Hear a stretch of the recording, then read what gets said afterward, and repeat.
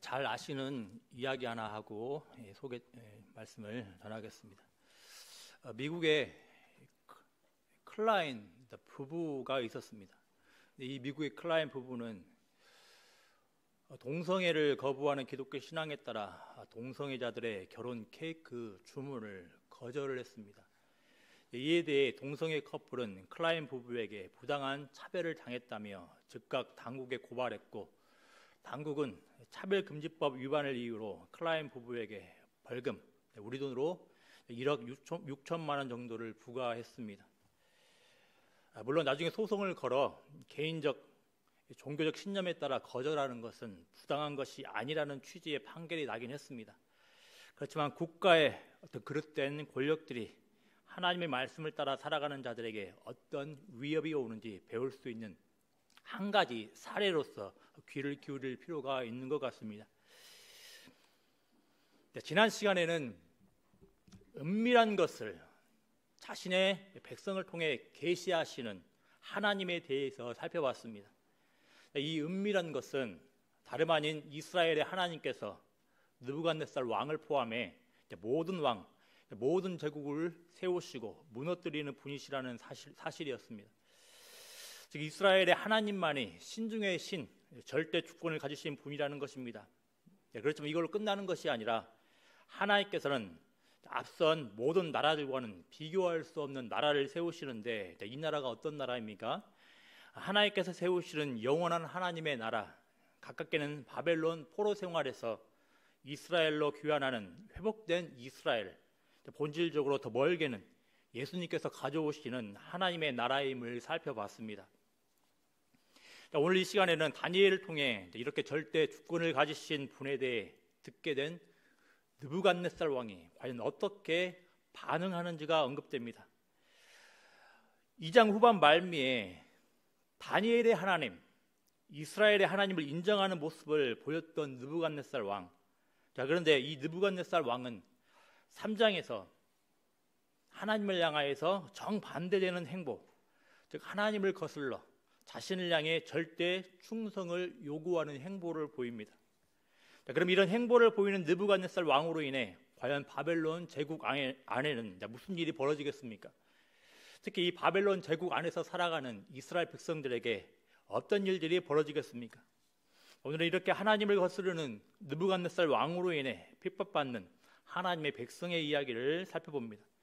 오늘날 교회가 살아가는 세상에서도 세상은 여러 모양으로 교회에게 충성을 요구하는 경우가 많은데, 불이한 요구를 하는 경우가 많은데, 이런 세상에서 하나님의 백성은 어떻게 반응하며 살아가야 하는지를 살펴봅니다.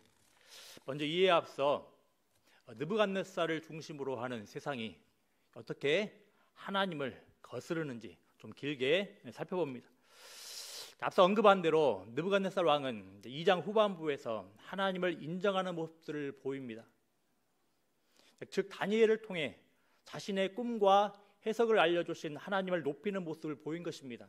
그렇지만 사실 비록 하나님을 높이는 모습을 보이는 것처럼 보이지만 느부갓네살 왕은 한 번도 자신의 입을 통해 직접적으로 하나님을 높이는 모습을 보이고는 있진 않습니다. 느부갓네살 왕은 비록 하나님을 높이는 모습을 보이지만 시종일관 다니엘에게 내 하나님, 네 하나님이라고 언급을 합니다. 간접적으로 이렇게 고백을 할 뿐입니다. 이런 모습은 2장 20절부터 23절에 언급된 다니엘의 찬양과 극명한 차이를 보입니다. 이렇게 제한되게 하나님을 높였던 느부갓네살 왕은 바로 3장 1절에서 어떤 모습을 보입니까? 금으로 신상을 만들었다고 합니다. 60규빗의 높이와 6규빗에 이르는 특이한 비율과 그리고 엄청난 사이즈의 신상을 만든 겁니다. 우리식으로 이야기하면 약 30m의 높이와 3m의 너비의 신상을 만든 겁니다. 어마어마한 사이즈입니다. 바벨론 지방에 특히 두라 평지에 또 세웠다라는 사실은 이 신상을 공개적으로 모든 사람에게 보이려는 의도가 있는 걸로 보입니다. 근데 중요한 건 여기에서 느부갓네살 왕이 세운 신상이 2장에 이미 언급된 신상이라는 겁니다. 그런데 차이점이 있습니다.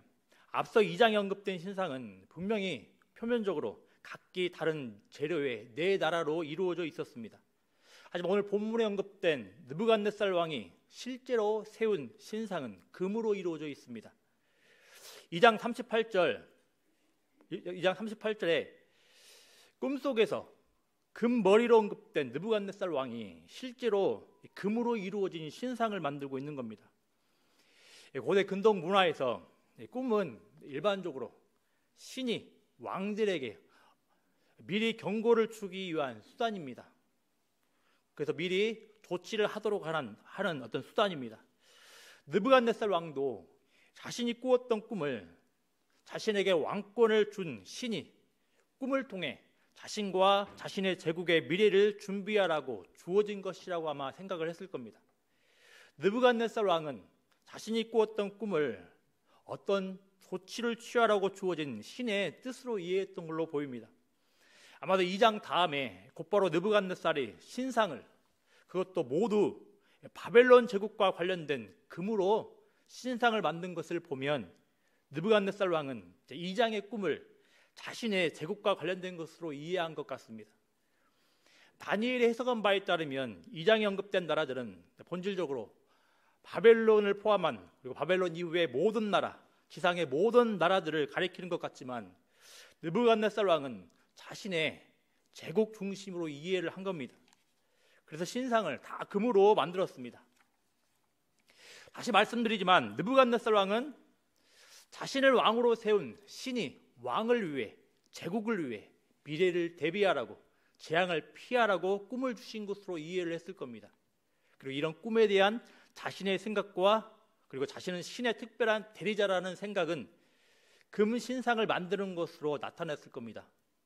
느부갓네살 왕은 금 신상을 만들어 견고한 자신의 왕권, 영원한 바벨론 제국을 향한 야심을 드러낸 겁니다.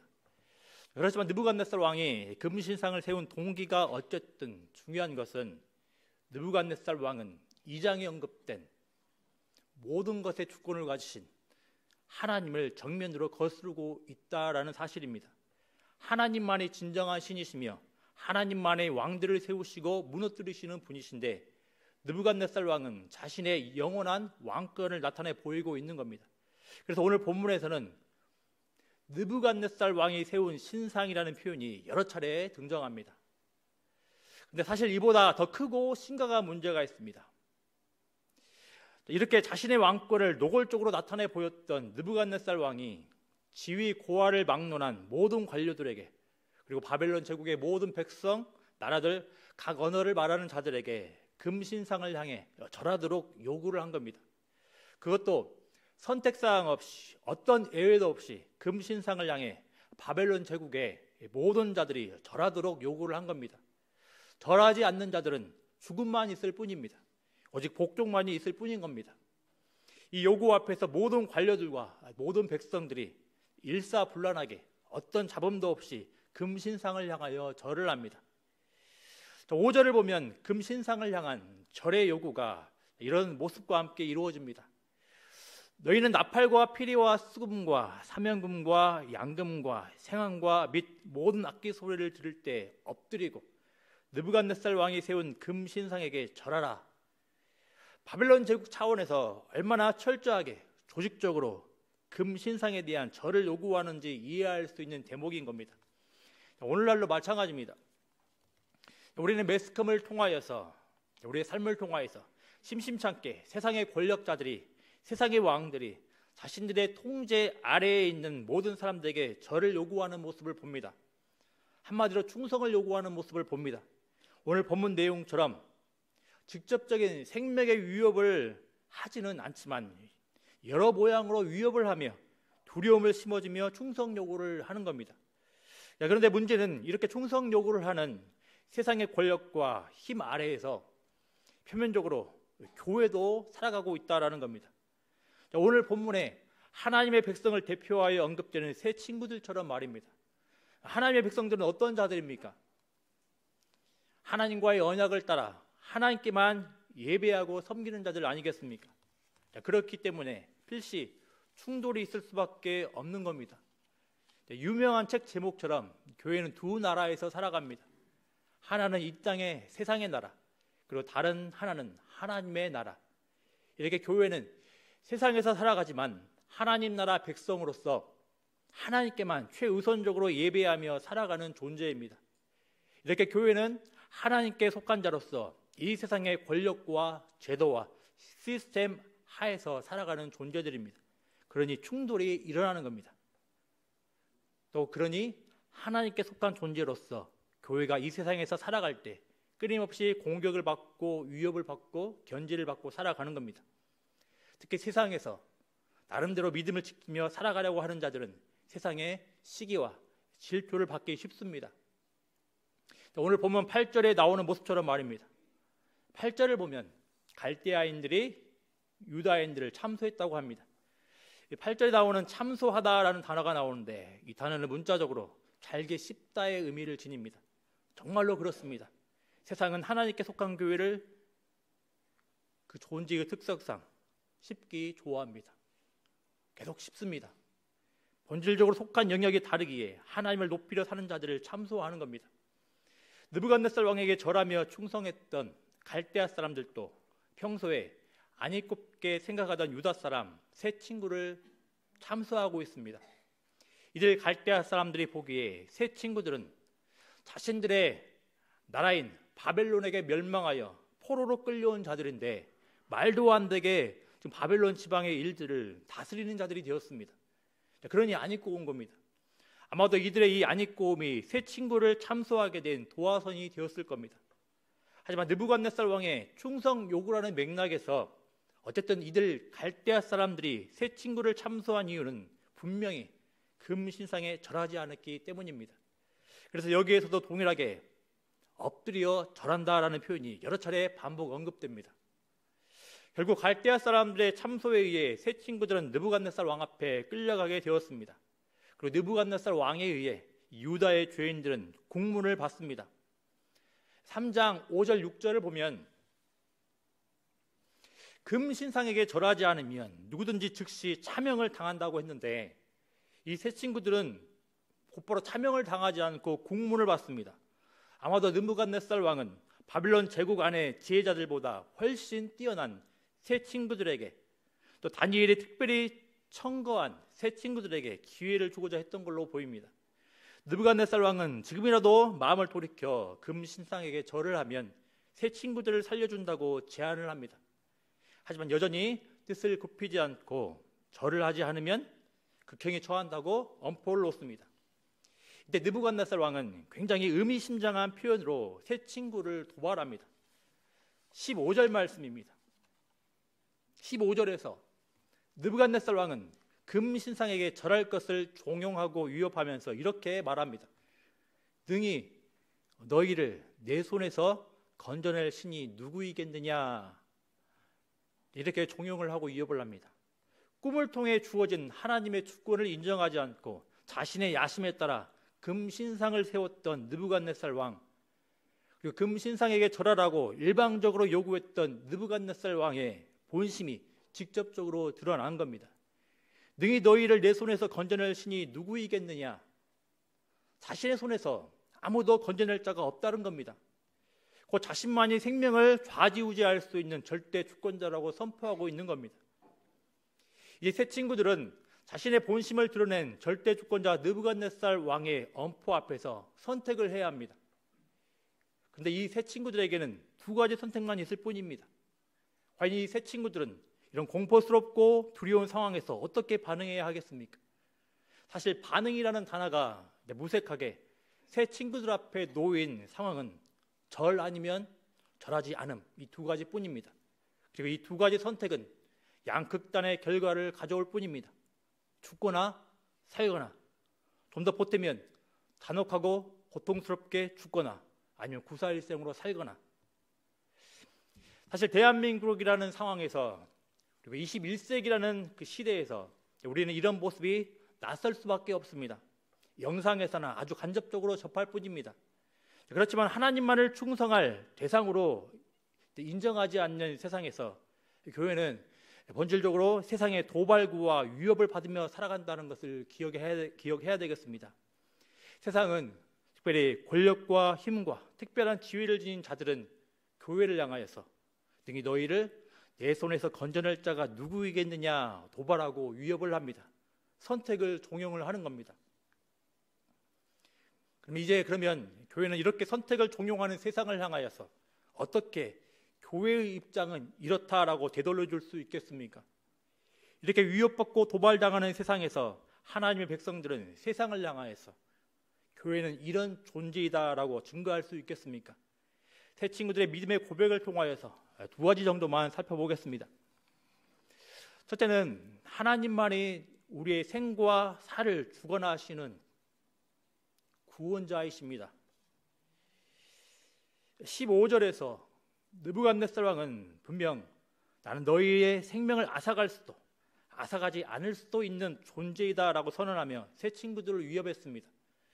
비록 하나님께서 꿈을 통해 느부갓네살 왕의 분명한 한계를 보여주셨지만 느부갓네살 왕 자신은 신의 정권을 부여받은 특별한 자로 여기고 있습니다. 어떤 면에서 신처럼 말하고 행동하고 있는 겁니다. 이에 대해서 새 친구들은 어떻게 되돌려줍니까? 17절에서 새 친구는 능히 너희를 내 손에서 건져낼 신이 누구이겠느냐라면서 위협하고 도발하는 느부갓네살 왕에게 이렇게 돌려줍니다. 왕이여, 우리가 섬기는 하나님이 계시다면 우리를 맹렬히 타는 풀무불 가운데에서 능히 건져내시겠고 왕의 손에서도 건져내시리라 이렇게 되돌려줍니다. 17절 상반부에 언급되는 왕이여 우리가 섬기는 하나님이 계시다면, 이 표현은 하나님에 대한 믿음이 불확실함을 말하는 표현이 아닙니다. 오히려 17절 하반부에 있는 내용, 자신들을 능히 건져내실 수 있는 하나님의 능력을 강조하기 위한 표현법입니다. 이미 새 친구들은 바벨론의 포로로 끌려와 궁정의 관리들로 세워지는 훈련 과정을 통해 구원하시는 하나님을 경험했습니다. 또 꿈과 이 꿈에 대한 해석을 요구하는 느부갓네살로 인해 바벨론의 지혜자들과 함께 목숨의 위협을 받기도 했었습니다. 그리고 이 과정에서 다니엘과 함께 기도하며 구원의 하나님을 경험하기도 했었습니다. 물론 과거의 이런 경험 등이 꼭 지금의 구원을 담보해 주지 못하지만 구원의 하나님에 대한 새 친구들의 이런 경험들은 구원의 하나님을 향한 믿음과 결부되었던 걸로 보입니다. 새 친구들에 따르면 생과 살을 주관하시는 분은 누구이십니까? 네, 이스라엘의 하나님이십니다. 자신들이 어렸을 적부터 섬겨왔던 하나님이십니다. 계속해서 살펴보고 있지만 새 친구들의 이런 고백은 당대 바벨론의 포로로 끌려와 살아가던 자들에게 선뜻 이해하기 어려웠을 겁니다. 바벨론 사람들에게 이스라엘 백성들은 바벨론 신들에게 철저히 패배하고 농락당한 이스라엘의 신을 섬기는 자들입니다. 하나님은 무력하여 자신의 백성들을 도울 수 없는 신입니다. 그렇기에 바벨론 사람들의 생각을 따라 고려를 하면, 그리고 하나님에 대한 피상적인 지식을 따라 생각을 해보면 새 친구들의 고백은 말도 안 되는 고백인 겁니다. 그렇지만 새 친구들은 분명하게 고백을 합니다. 느부갓네살이 아니라 느부갓네살이 섬기는 이스라엘을 멸망시킨 바벨론의 신들이 아니라 하나님만이 생과 살을 주관하시는 분이시다. 새 친구들의 고백에 따르면 하나님께서는 자신의 백성의 모든 삶에서 일어나는 모든 위기로부터 건져주시는 분이십니다. 어떤 조그마한 위기든지 어떤 크고 심각해 보이는 위기든지 하나님께서는 자신의 백성들을 구원하시는 분이신 겁니다. 새 친구들의 눈앞에는 자신들을 태워주길 맹렬히 타는 풀무불이 있었습니다. 새 친구들은 실제 절체절명의 위기 앞에 놓여 있는 겁니다. 그러니 새 친구들의 고백은 피상적인 고백이 아닙니다. 그냥 희망사항이 아닙니다. 의뢰이 나타나는 고백도 아닙니다. 확고한 것이며 진실한 고백입니다. 구원하시는 하나님에 대한 기쁜 신뢰의 고백인 겁니다. 이번 다시 말씀드리지만 분명하게 오늘날 우리는 이런 유형의 직접적인 위기사항을 만나는 경우가 흔치 않습니다. 그렇지만 분명히 우리는 숱한 위기사항을 만나기도 한다는 것을 꼭 기억을 해야 되겠습니다. 먹고 사는 문제 앞에서, 진로 앞에서, 직장 생활 가운데에서, 그리고 동료들과의 관계 앞에서, 깊은 영적, 정신적 침체 앞에서, 연약한 건강 문제 앞에서 등등 이런 위기 상황에서 우리는 물론 구원의 하나님을 고백할 수 있습니다. 그렇지만 우리는 특히 오늘 본문과 같은 맥락에서도 구원의 하나님을 고백할 수 있어야 하겠습니다. 혹시 국가의 권력이나 힘으로 인해 정말로 견디기 힘든 위기 상황을 겪고 있다면 우리는 구원의 하나님을 고백할 수 있어야 하겠습니다. 앞서 언급한 동성애 커플의 케이크를 거절했다는 이유로 압박을 받았던 이런 자들의 고백들처럼 우리 또한 구원의 하나님을 고백할 수 있어야 하겠습니다. 혹시 직장 생활을 하면서 직장 상사나 직장으로부터 경제적 불이익, 또 관계에 있어서 불이익을 받는다면 우리는 구원의 하나님을 고백할 수 있어야 합니다. 혹시 주변 사람들과의 관계에서 세상의 방식을 따르지 않고 하나님의 뜻을 따름으로 은근한 따돌림을 당할 수도 있습니다. 학교 생활 가운데서 거짓되고 불의한 방식을 따르지 않고 성적에 있어서나 진로에 있어서나 불이익을 받을 수도 있을 겁니다. 이때 우리는 구원의 하나님을 고백할 수 있어야 하겠습니다. 우리의 하나님은 하나님의 이름으로 일컫는 자신의 백성들이 위기에 빠졌을 때 그냥 외면만 하시는 분이 아니십니다. 특히 자신의 뜻을 따라 부족하지만 신앙을 지키며 살아가는 자들을 외면하지 않으십니다. 새 친구들이 고백한 하나님은 다니엘서 3장 17절의 그 문구에만 매이지 않으시고 실제로 자신의 백성들을 구원하신 자신들의 그 믿음의 고백인 겁니다. 그래서 우리도 실제로 이 믿음의 고백을 할 수 있어야 하겠습니다. 그러면 이런 믿음의 고백, 구원하시겠다는 약속의 말씀을 알고도 실제 현실 가운데 위기가 찾아왔을 때 구원의 하나님을 고백하지 않고 구원의 하나님을 의지하지 않는 경우가 제법 있습니다. 하지만 다시 한번 말씀드리지만 다니엘서를 포함한 성경의 상당 부분은 하나님께서 자신의 백성들을 구원해 주신 말씀들이 숱하게 기록되어 있다는 것을 기억하시길 바랍니다. 그렇다면 우리는 위기 앞에서 우리를 구원하실 구원의 하나님을 고백하고 우리 하나님을 의지할 수 있어야 하겠습니다. 여러분, 하나님의 말씀에 순종하며 하나님의 거룩한 백성으로 살아가고자 애쓰는데 세상의 압박과 위협으로 힘겨운 위기를 겪고 계십니까? 살아계시는 구원의 하나님, 영원히 함께 하시는 하나님께 믿음의 고백을 하시길 바랍니다. 우리의 하나님은 구원의 하나님이시다. 자신의 백성들을 구원해 주시는 우리를 사랑하시는 하나님이시다. 이런 고백을 하시는 복된 은혜가 있기를 기도합니다. 둘째는 하나님만의 절대적 신뢰와 충성의 대상이십니다. 새 친구들은 17절에서 불의한 요구로 인해 직면한 생명의 위기 앞에서 구원의 하나님을 고백했습니다. 그렇지만 새 친구들은 알고 있습니다.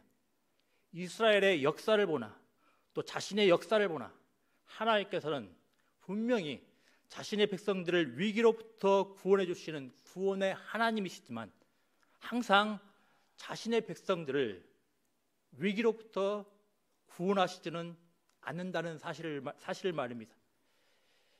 그렇다고 오해하지는 마십시오. 하나님께서 자신의 백성들을 표면적인 위기로부터 구원해 주시지 않았다고 해서 우리는 쉽게 하나님께서 우리를 구원해 주시지 않으셨구나 말할 수는 없다라는 겁니다. 항상 하나님께서 뜻하신 구원이 우리가 기대하고 생각하는 구원과 일치하지 않을 수도 있습니다. 그렇지만 우리를 더 사랑하시는 하나님, 최고 선이신 하나님, 최고의 지혜이신 하나님, 우리가 겪고 있는 위기보다 더 크신 하나님은 자신의 백성을 자신의 선하신 뜻을 따라 구원하시는 분이십니다. 생각해 보십시오. 하나님은 바울을 숱한 위기 가운데서 구원하셨습니다.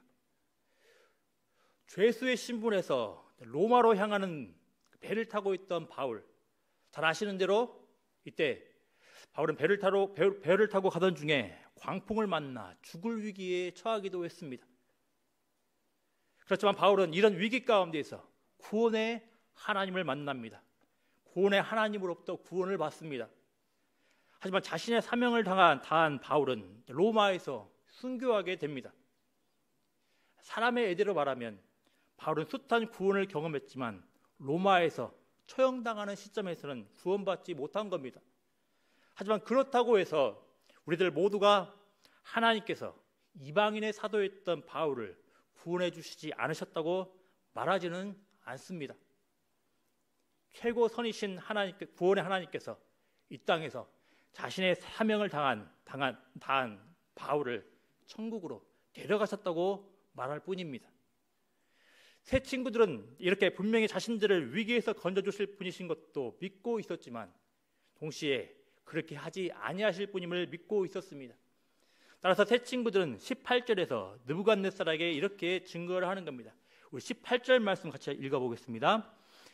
그렇게 하지 아니하실지라도 왕이여 우리가 왕의 신들을 섬기지도 아니하고 금신상에게 절하지도 아니할 줄을 아옵소서. 아멘. 어떻습니까?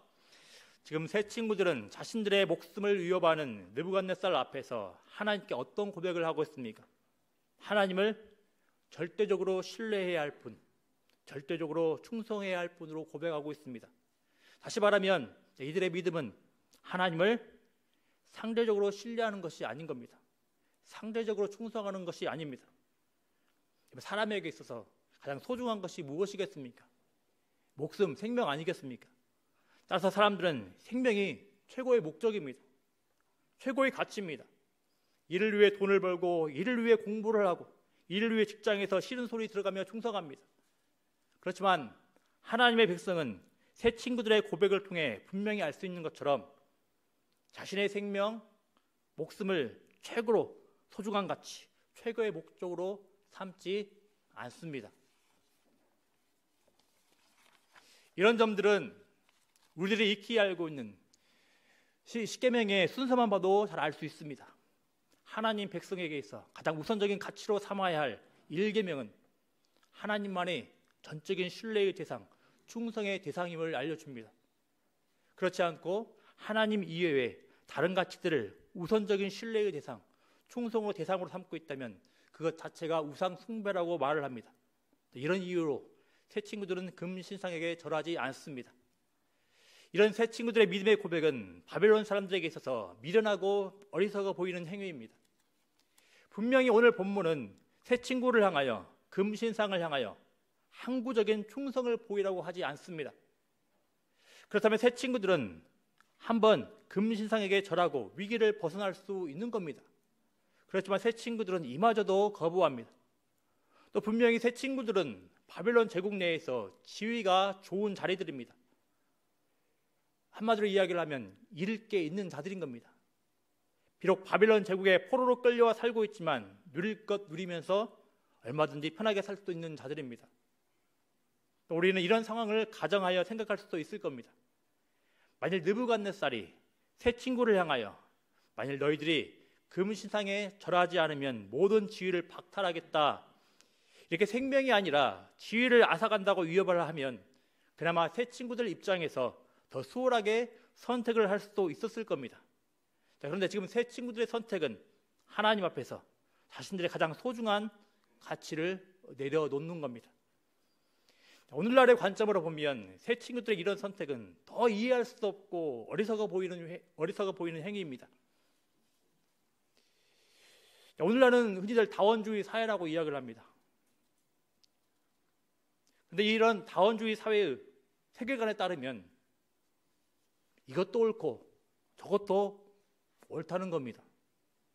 이들의 논리에 따르면 신들은 다 똑같은 지위와 가치를 지닙니다. 그런데 하나님만을 신뢰의 대상으로 삼는다, 충성의 대상으로 삼는다, 더군다나 이 하나님을 선택하면서 생명을 내어놓는다, 참으로 이 세상의 가치로 이 새 친구들의 믿음을 보면 정말 바보스럽고 한심하기 짝이 없는 겁니다. 그래서 이런 어리석어 보이는 모습들은 바벨론 시대의 새 친구들에게만 발견되는 것이 아니라 사실 교회 역사 곳곳에서 발견됩니다. 멀리 갈 것 없이 우리나라의 교회사에서도 발견됩니다. 잘 아시는 대로 일제강점기 시대 신사참배 문제를 두고서 수많은 믿음의 사람들이 불이익을 당하고 고문을 당하고 옥고를 치르고 순교를 했습니다.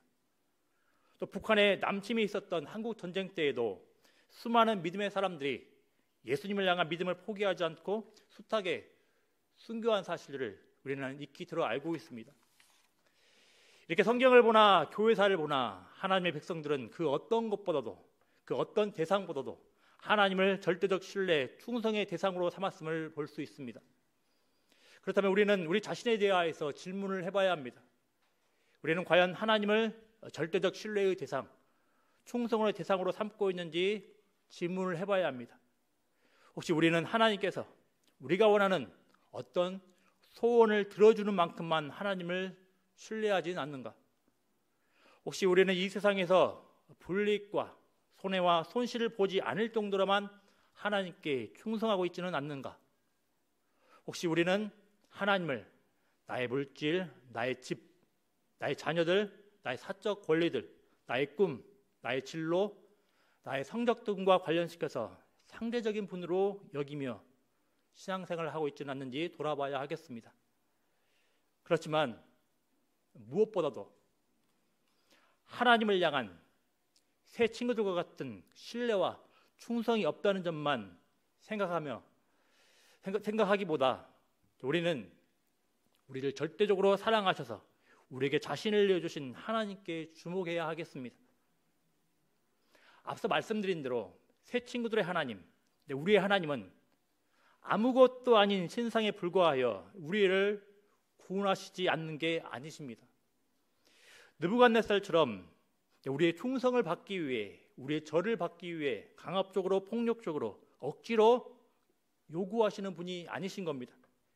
우리의 하나님은 비록 자신의 백성들이 자신을 숱하게 거부하고 배신하였지만 이들 백성들을 포기하지 않으시고 바벨론 땅에서도 여전히 구원하시고 건져주시는 분이십니다.